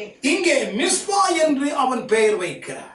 यहाँ पर उसे मिस्पा करके नाम दिया गया। உனக்கும் எனக்கும் தேவன் ஒரு அவிதமாய் சாட்சி என்று சொல்லி அவர்கள் இருவரும் லாபானாகி அவருடைய மாமாவும் யாக்கோபும் அங்கே உடன்படிக்கை பண்ணி கொண்டார்கள். वो लाबान और उनके ससुर लाबान और उनके दामाद याकूब जो है, उन लोग दोनों एक दूसरे के साथ प्रतिज्ञा करते हैं कि अब हम दोनों के बीच में ये एक गवाही है। நீங்க அவிதமாய் ஸ்தோத்திரம், நீ இந்த இடத்தை தாண்டி இங்க வரக்கூடாது, நான் இந்த இடத்தை தாண்டி உன்னிடத்தில் வர மாட்டேன். और ऐसा कहा गया था कि तू इस स्थान से वहां पर न आना और इस निकट से तू वहां पर न जाना। உன்னுடைய பிள்ளைகளை உன்னுடைய குழந்தைகளை நான் ஒருபோதும் கொடுமைப்படுத்தவோ இல்லாவிட்டால் அவர்களுக்கு விரோதமான காரியத்தை நான் செய்ய மாட்டேன் என்று யாக்கோபு தேவனுக்கு முன்பாக ஒரு உடன்படிக்கை செய்தார். और याकूब जो है परमेश्वर यहोवा के सामने एक प्रतिज्ञा लेता है कि मैं उनके पुत्रों को उनके वंश को कोई भी नुकसान या हानि न पहुंचाऊंगा। இது அந்த இது இந்த இந்த இந்த உடன்படிக்கை கீலேயாத்து மலையிலே நடக்கிறது. और ये जो प्रतिज्ञा है वो गिलियाद के पर्वत में होता है। ஸ்தோத்திரம். இந்த பக்கத்துல கீலேயாத்து மலை இருக்கிறது. கற்கோவிலை குவித்து இருவரும் உடன்படிக்கை பண்ணிக்கொண்டார்கள். और नीचे वहां पर गिलियाद पर्वत है और वहां पर वो दोनों एक दूसरे के साथ वो प्रतिज्ञा लेते हैं। வேதாகமத்தில் अनेகர் உடன்படிக்கை பண்ணி இருக்கிறார். शास्त्र में भी अनेक लोगों ने प्रतिज्ञा किया है। ஆண்டவராகிய இயேசுவும் நம்மோடு கூட உடன்படிக்கை பண்ணுகிறார். परमेश्वर यहोवा भी हमारे साथ, यीशु जो हमारे साथ प्रतिज्ञा करते हैं। ஒரு கம்பெனி நடத்துகிற தன்னோடு கூட வியாபார பார்ட்னரா இருக்கிறான் என்றால் அவனோடு ஒரு உடன்படிக்கை பண்ணுவான். और एक कंपनी के साथ एक पार्टनरशिप है तो वो एक दूसरों के साथ समझौता करते हैं। ஒரு அக்ரிமெண்ட் போட்டுக் கொள்வார்கள். और वो एक दूसरे के साथ एक अग्रीमेंट लिखा जाता है। அது ஒரு உடன்படிக்கைக்கு அடையாளம். वो एक समझौता का एक चिन्ह है।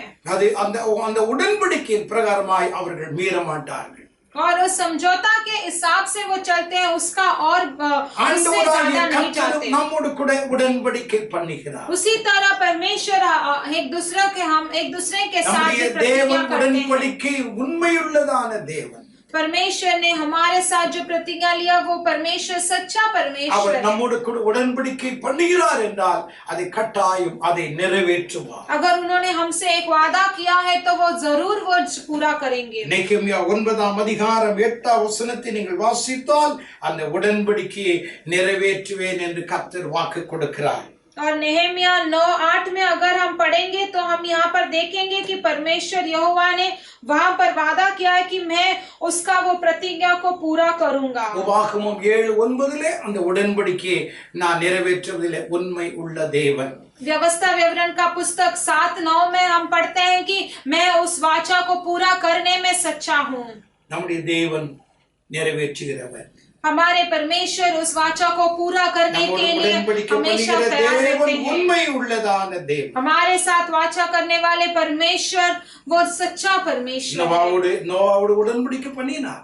परमेश्वर ने नूह के साथ भी एक प्रतिज्ञा किया था। ஆதியாகமம் 9ஆம் அதிகாரம் 10 லிருந்து 14 வரைக்கும் வாசித்தால் ஒரு இனி நான் ஜலத்தினால் இந்த உலகத்தை நான் அழிக்க மாட்டேன், அதற்கு அடையாளமாய் வானத்திலே ரெயின்போ வானவில்லை நான் வைக்கிறேன்। और यहाँ पर हम उत्पत्ति में पढ़ते हैं 9 से 10 से 14 तक हम पढ़ते हैं कि परमेश्वर ने नूह को भी कहा कि अब तक मैं अभी चला के आया हूँ, उसी तरह मैं एक इंद्रधनुष दिखाऊंगा करके। தேவனோடு நீங்கள் செய்த உடன்படிக்கையிலே உண்மையாய் இருக்கிறீங்களா? परमेश्वर के साथ आप प्रतिज्ञा में, आप उनके वाचा में सच्चे हो क्या? ஆபத்தான நேரத்திலே, வியாதியான நேரத்திலே, பலவீனமான நேரத்திலே, குடும்பத்தின் மிக மோசமான சூழ்நிலையிலே கர்த்தாவே இதை நீர் செய்தால் இதை நான் உமக்கு தருவேன், இதை செய்வேன் என்று எத்தனை முறை ஆண்டவரோடு கூட உடன்படிக்கை பண்ணியிருக்கிறோம்।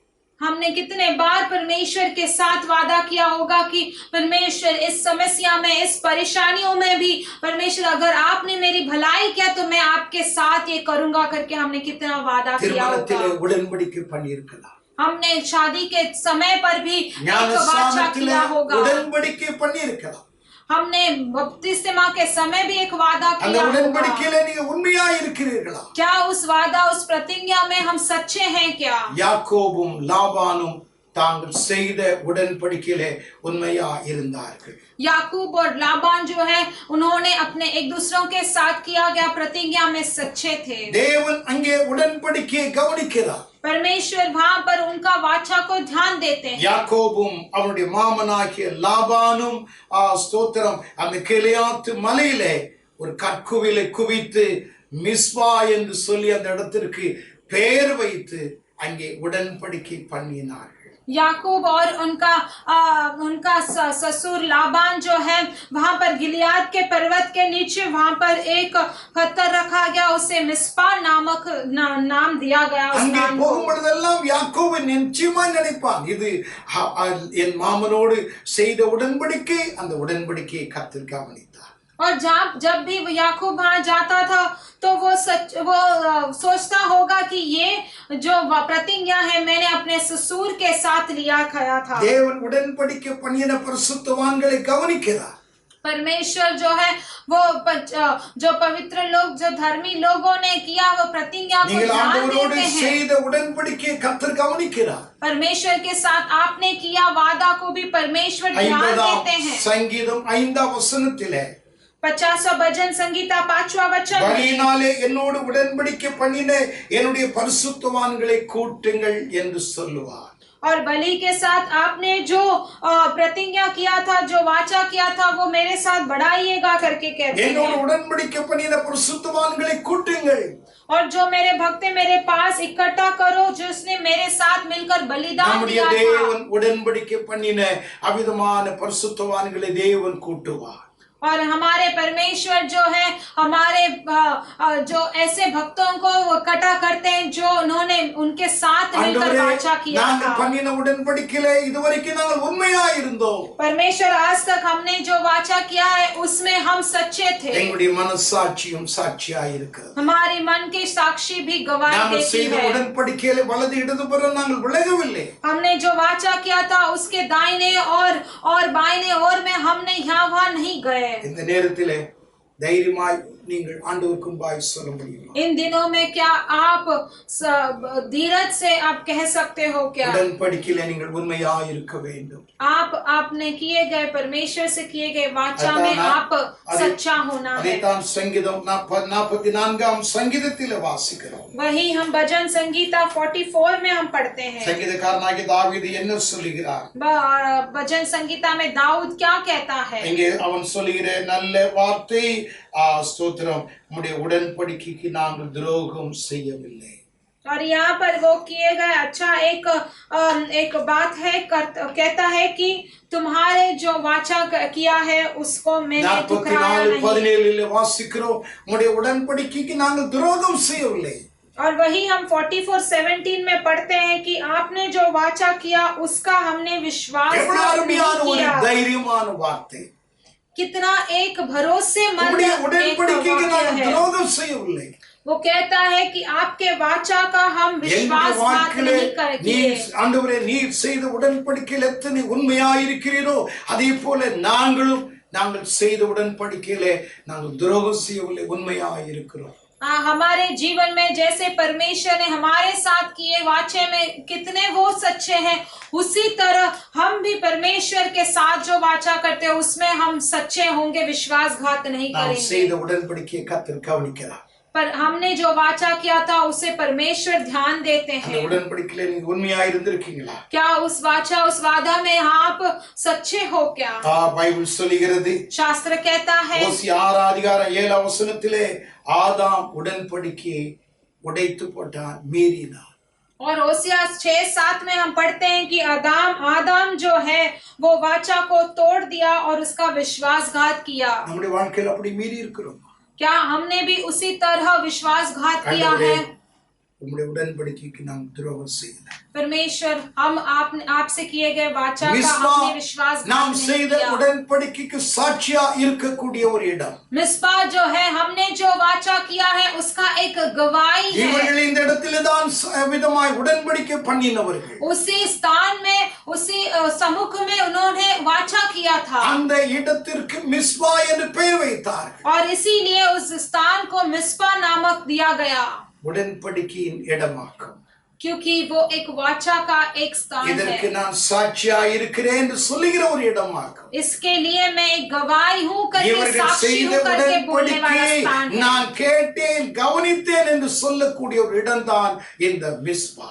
इन्होंने जो वाचा किया है उसका मैं गवाही हूँ करके कहने वाला एक स्थान है ये मिस्पा। நம் உடன்படிக்கையில் எவ்வளவு உண்மையாய் இருக்கிறோமோ அவ்வளவு அதிகமாய் நம்முடைய தேவன் நமக்கு உண்மையாய் இருப்பார். जिस तरह हम अपने वाचे में सच्चे हैं उसी तरह परमेश्वर हमारे साथ भी किए गए वाचे में सच्चे होंगे। என்றால் இந்த ராத்திரிலே இந்த காலையிலே ஆண்டவரிடத்தில் ஒப்புக்கொடுங்கள், ஆண்டவரே என்னை மன்னியுங்க, நான் செய்த உடன்படிக்கையை நான் மீறி இருக்கிறேன். अगर हमने किए वाचा से हमने विश्वासघात किया है तो हम परमेश्वर से माफी मांगेंगे कि परमेश्वर मुझे माफ कीजिए, क्योंकि हमने जो वाचा किया उससे हमने विश्वासघात किया है आपसे। ஜெபிப்பேன் என்று உடன்படிக்கை பண்ணினேன், வேதம் வாசிப்பேன் ஒழுங்காக, ஆண்டவரே நான் உபவாசிப்பேன் உமக்கென்று கொடுப்பேன் என்று உடன்படிக்கை பண்ணையா, அதெல்லாம் உடைந்து போயிருக்கிறது, தயவாய் மன்னியுங்க. मैं प्रार्थना करूंगा, शास्त्र पढ़ूंगा, आपको देने में दान में मैं सच्चा रहूंगा करके कितने चीजों में मैंने बातों में मैंने आपसे वाचा किया था, लेकिन उस सभी में मैंने विश्वासघात किया, मुझे माफ कीजिएगा। மூன்றாவதாக நான் சொல்லி முடிக்கிறேன், तीसरी बात मैं कहता हूँ, மிஸ்பா மன்றாடுகிற இடம்। मिस्पा जो है वो वहां पर परमेश्वर के सम्मुख में रोने वाला एक स्थान है। 1 சாமுவேல் 7ஆம் அதிகாரம் पहला सामुएल का पुस्तक 7वां अध्याय 5ஆம் வசனத்தை எடுத்துக்கொள்ளுங்கள்। 5वां वचन ले लेंगे। பின்பு சாமுவேல், நான் உங்களுக்காய் கர்த்தரை மன்றாடும்படிக்கு இஸ்ரவேல் எல்லாரையும் மிஸ்பாவிலே கூட்டுங்கள் என்றார்। फिर सामुएल ने कहा, सब इजरायलियों को मिस्पा में इकट्ठा करो और मैं तुम्हारे लिए यहोवा से प्रार्थना करूंगा। பின்பு சாமுவேல், நான் உங்களுக்காய் கர்த்தரை மன்றாடும்படிக்கு இஸ்ரவேலர் எல்லாரையும் மிஸ்பாவிலே கூட்டுங்கள் என்றார்। फिर सामुएल ने कहा, सब इजरायलियों को मिस्पा में इकट्ठा करो, मैं तुम्हारे लिए मैं यहोवा से प्रार्थना करूंगा। சாமுவேல் தீர்க்கதரிசி மிஸ்பாவிலே அவ்விதமா ஜனங்கள் எல்லாரும், இஸ்ரவேல் மக்கள் எல்லாரையும் ஒன்று கூட்டினார்। सामुएल भविष्यद्वक्ता जो है मिस्पा में सारे इजराइल लोगों को इकट्ठा किया। அங்கே வராதவர்கள் யாரும் இருக்க கூடாது, वहां पर ऐसा कोई नहीं होना चाहिए कि कोई व्यक्ति नहीं आया। அவ்விதமாய் தான் முதல் பெயர்சபா வரைக்கும் இருக்கிற எல்லா இஸ்ரவேல் மக்களும் அங்கே கூடி வந்தார்கள்। और वहां पर सभी इजराइल के लोग वहां पर इकट्ठा हुए थे। அவர்கள் எல்லாரும் அங்கே கடந்து வந்து கண்ணீரோடு கூட ஜெபித்துக் கொண்டிருக்கிறார்। और वो सभी लोग वहां पर इकट्ठा होकर आंसू बहाकर प्रार्थना कर रहे हैं। ஏனென்றால் அவர்களுக்கு தோல்விக்கு மேல் தோல்வி ஏற்பட்டது, क्योंकि उन्हें हार के ऊपर हार ही आता गया। 1 சாமுவேல் 5ஆம் அதிகாரத்திலே ஏலி மரித்து போனான், உடன்படிக்கை பெட்டி பிடிக்கப்பட்டு தாகோனின் கோயிலிலே வைக்கப்பட்டது। पहला सामुएल 5 में हम देखते हैं कि वहां पर एली जो है उनका मृत्यु हो गया, वहां पर उन्हें दफनाया गया। பெலிஸ்தியர்கள் திரும்ப திரும்ப இஸ்ரவேல் மக்களை படையெடுத்து அவர்களை மிக வேதனைப்படுத்திக் கொண்டிருந்த ஒரு காலகட்டம்। और बेलिस्तीय लोग जो है वहां पर युद्ध करने के लिए अपना सेना लेकर वो बहुत उन्हें तकलीफ दे रहे थे। ஆகையால் சாமுவேல் பார்த்தார், इसलिए सामुएल ने देखा, எல்லாரையும் இங்கே மிஸ்பாவுக்கு வாங்க। तभी उसने सभी इजरायलियों को इकट्ठा करवाया उस मिस्पा में। வராதவர்கள் யாரும் இருக்க கூடாது, और कोई व्यक्ति न आए, ऐसा न होना அந்த चाहिए। இடத்திற்கு வந்தவுடனே அவர்களுக்குள் ஒரு பாவ உணர்வு ஏற்பட்டது। और जैसे ही उस स्थान में आप पहुंचे, उनके अंदर एक पाप का एक एहसास होने लगा। சாமுவேல் யாருக்கும் நீ பாவம் செய்தாய் தவறு செய்தாய் என்று பிரசங்கிக்கவில்லை। सामुएल ने नहीं बताया कि आपने क्या गलती किया, आपने அந்த क्या पाप किया। மிஸ்பாவுக்கு வந்தவுடனே தாங்கள் குற்றவாளிகள், தாங்கள் விக்கிரங்களை ஆராதித்தவர்கள், பாகாலை சேவித்தவர்கள் என்பதை அவர்கள் உணர்ந்தவர்களாய் பைபிள் சொல்லுகிறது।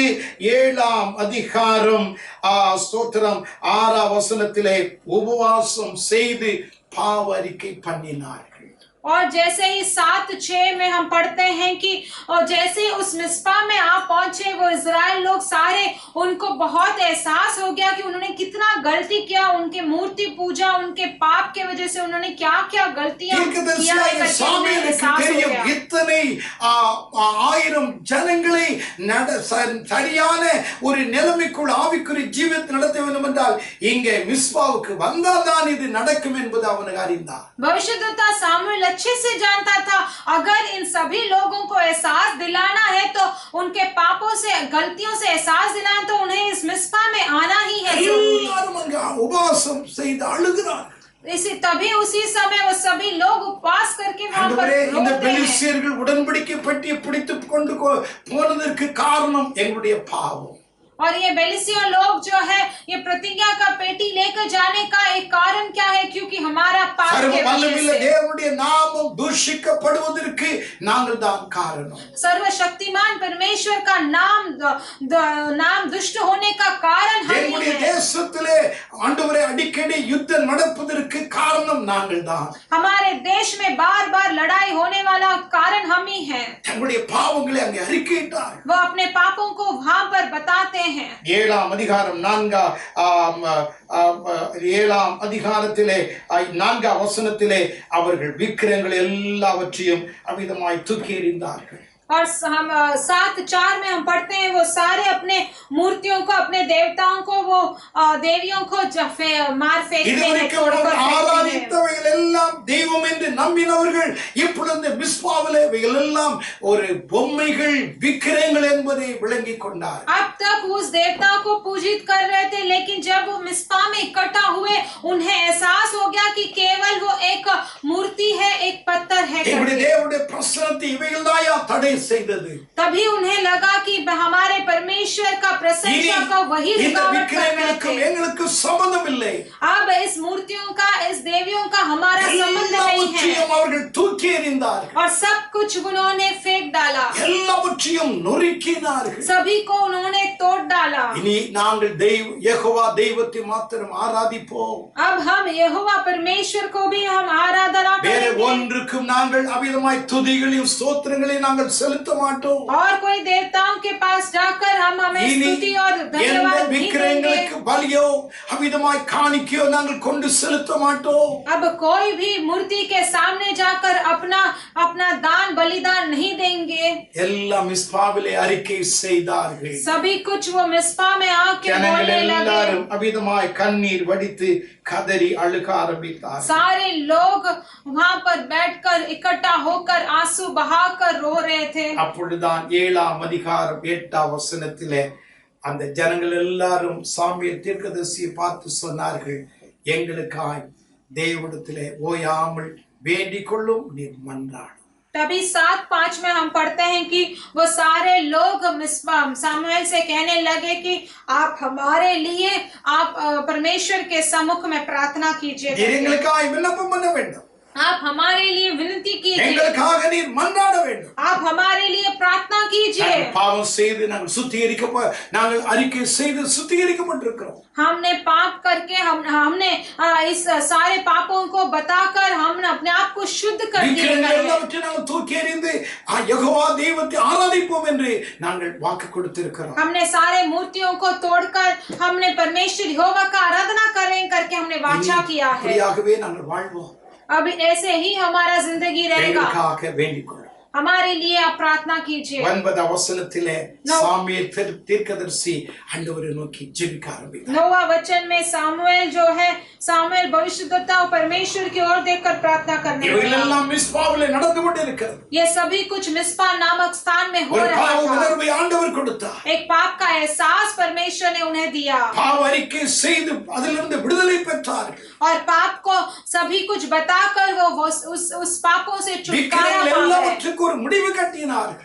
सारे मूर्तियों से उन्होंने छुटकारा யெகோவா पाया। தெய்வத்தை கனப்படுத்தி உயர்த்தினார்கள். वो यहोवा परमेश्वर को आदर करके उनको मुख्य स्थान அந்த दिया। இடத்திலிருந்து சாமுவேல் தீர்க்கதரிசி ஜெபித்தார். उसी स्थान में सामुएल भविष्यद्वक्ता प्रार्थना करने लगे। 10ஆம் வசனத்திலே 10वां वचन में ஆண்டவராகிய கர்த்தர் அவருடைய ஜெபத்திற்கு பதில் கொடுத்தார். परमेश्वर यहोवा ने उसके प्रार्थना का जवाब दिया। பெலிஸ்தியர்கள் வந்து அவிதமாய் கூடி விட்டார்கள். அவர்கள் எல்லாரும் சற்று நேரத்தில் இஸ்ரவேல் மக்கள் எல்லாரையும் அடித்து கொன்று விடுவார்கள் என்றால் ஒன்றாய் இருக்கிறார்கள்.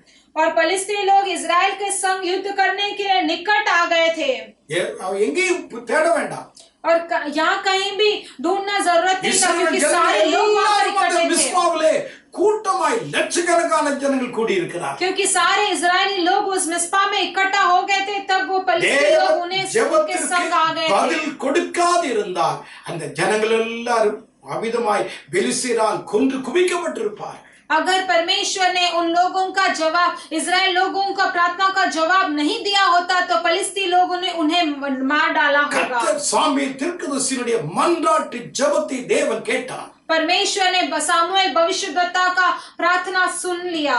10 வசனத்தில் வாசிக்கிறோம், 10वां वचन में हम ऐसे पढ़ते हैं, மிகப்பெரிய இடி முழக்கங்களை அவர்கள் மேல் ஆண்டவர் வரவிட்டார். और उसी दिन यहोवा ने पलिस्तियों के ऊपर बादल को बड़े कड़क के साथ गरजा कर மிகப்பெரிய दिया। இடி முழக்கங்கள் எல்லாம் அவருடைய தலையின் மேல் விழுவது போல ஆண்டவராய் கர்த்தர் பலத்த இடி முழக்கங்களை உருவாக்கினார். यहोवा ने उसी दिन पलिस्तियों के ऊपर बड़ा सा बादल खड़क कर उनके साथ गरजा இதை कर उन्हें गरजा கண்டதான दिया। பெலிஸ்தியர்கள் நடுங்கி திகைத்தார்கள். और इसे देखकर जा सारे फिलिस्तीय लोग वो घबरा गए। எங்கள் மேல் விழுந்து விடுமோ, எங்களுடைய வீரர்கள் மேல் விழுந்து விடுமோ, எங்களுடைய குதிரை மேல் விழுந்து விடுமோ, எல்லாரும் இஸ்ரவேல் ஜனங்களுக்கு முன்பாக விழுந்தார்கள்.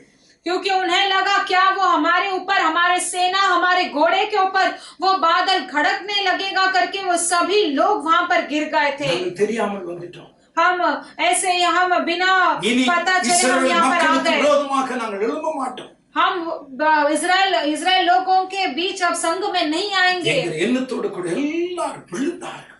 ऐसे कहकर वो सभी लोग वहां पर गिर गए थे। மிகப்பெரிய ஒரு அற்புதத்தை கர்த்தர் செய்தார். परमेश्वर उस समय पर बहुत बड़ा अद्भुत कार्य उनके बीच में किया। யாரையும் போய் ஒரு தங்களுடைய கையில் இருக்கிறதான ஈட்டியை வைத்தோ பட்டயத்தை வைத்தோ யாரையும் கொண்டு குவிக்கவில்லை. इजराइल लोगों ने अपने हाथों में जो तलवार है उसके साथ रहकर उन्होंने किसी को मारा नहीं। மிஸ்பாவிலே கூடினார்கள், பாவத்தை அறிக்கை செய்தார்கள், உபவாசம் செய்தார்கள், ஸ்தோத்திரம், தேவனுக்கு முன்பாய் அறிக்கை செய்தார்கள், கர்த்தர் கிரியை செய்தார். मिस्पा में वो सारे इजराइल लोग इकट्ठा हुए, अपने पापों को उन्होंने बताया, पापों का एहसास उन्हें हुआ। परमेश्वर ने उनके बीच में अद्भुत काम किया, जैसे वो उपवास करे और प्रार्थना करे। அதுதான் மிஸ்பாவாக்கும். वही एक मिस्पा है। இந்த மிஸ்பா மன்றாடுகிற இடம். ये मिस्पा जो है प्रार्थना करने वाला स्थान है। நம்முடைய மன்றாட்டு ஜெபத்தை கேட்கிற இடம். हमारे हम गिड़गिड़ा कर प्रार्थना करने वाला एक स्थान है। தேவன் அவிதமாய் எதிராளிகளுக்கு ஒரு பெரிய ஒரு ஒரு ஒரு ஒரு ஒரு அற்புதத்தை செய்கிற அவர்களை அழிக்கிற ஒரு இடமாக்கும். हमारे शत्रुओं को, दुश्मनों को मार डालने वाला एक स्थान वो मिस्पा है। தேவன் இறங்கி கிரியை செய்கிற ஒரு இடம். परमेश्वर उतर कर क्रिया करने वाला एक स्थान है। எனக்கு அருமையானவர்களே, मेरे प्रिय लोगों, இந்த மிஸ்பாவை குறித்து உங்களோட நான் பேசுகிறேன். आज इस मिस्पा के बारे में आपसे मैंने बात किया। யெப்தா தேர்ந்தெடுத்த ஒரு இடம் மிஸ்பா.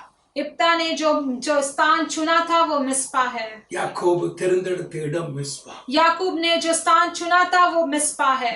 சாமுவேல் தேர்ந்தெடுத்த இடம் மிஸ்பா. सामुएल ने जो स्थान चुना था वो मिस्पा है। மிஸ்பா ஜெபிக்கிற இடம். मिस्पा एक प्रार्थना करने वाला स्थान மிஸ்பா है। உடன்படிக்கை செய்கிற இடம். मिस्पा एक वाचा करने वाला स्थान है। கவனித்து பார்க்கிற கேட்கிற ஒரு இடம். और परमेश्वर ध्यान देकर उसे संभालने वाला एक स्थान है।